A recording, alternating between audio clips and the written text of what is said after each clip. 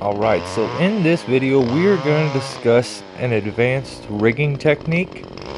I'll explain a bit and do my best to kind of get into details with this.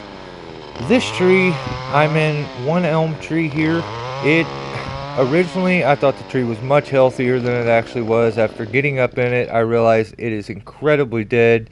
I can't lower anything into this tree because, as you can see, there was an electric line directly below me, and then the high voltage wires were out there. We would have smacked into them trying to swing back to the tree, so we couldn't do that. So the plan I came up with was dual terminal rigging, which gives us a rigging point in each tree. This is going to allow us to take this large limb here, cut it, float it in between the two trees, then transfer it to the tree to the right there. That'll get it away from the electric line, and it'll also keep it off the house. The way we do that is to put a lowering device on each tree and rings in each tree. So the tree to the right there has a lowering device, a bollard at the base of it. It's locked off and tightened up and has rings up towards the top. It's terminated towards the tip of the branch. The other tree, the one that I'm in, has a set of rings and a porter wrap at the base of it, and it controls the actual butt, the stem, the heavy weight of the branch. So with them two rigging points, we're actually suspending the branch there, and then we'll be able to manipulate from this point. So one of the most important reasons why this works and why it's so good here is that we couldn't butt tie and cut the limb. The tips would smash into the roof. We can't tip tie because then the butt weight would smash into the roof. The only way we can really make this work is to almost have a balanced pick of the branch and have it come off in the orientation it was up in the tree. That's the only way it won't hit the house.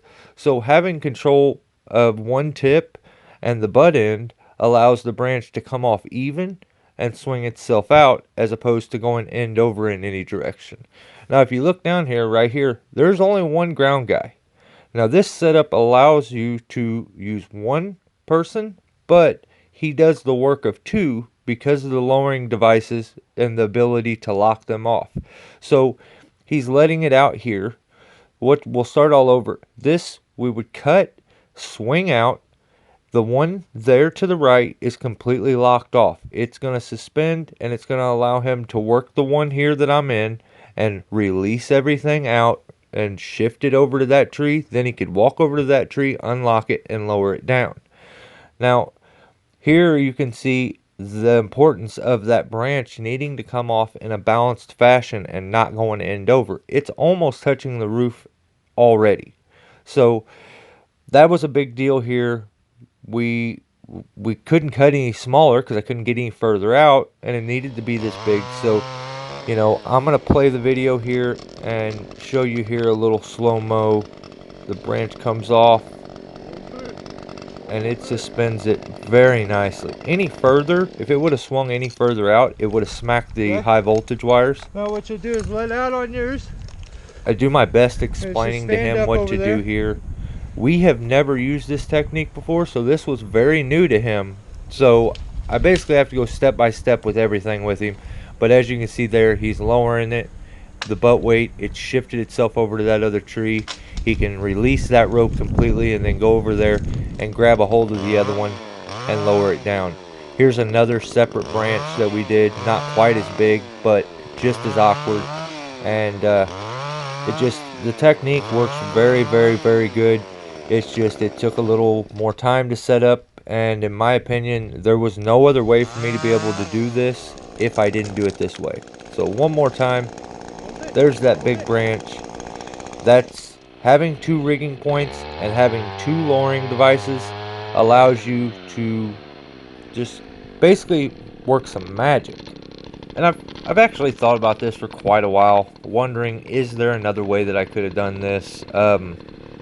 And I guess in actuality there was. We could have rigged very small and lowered onto the roof and done that stuff. The pitch on the roof was pretty steep, so I didn't really want to even attempt to be up there on the roof. But it still would involve me having to get extremely far out there on them branches, which I didn't feel safe doing. So sometimes With the right setup, rig big, go home early, but the proper setup is essential. We were able to let one ground guy do the work of two.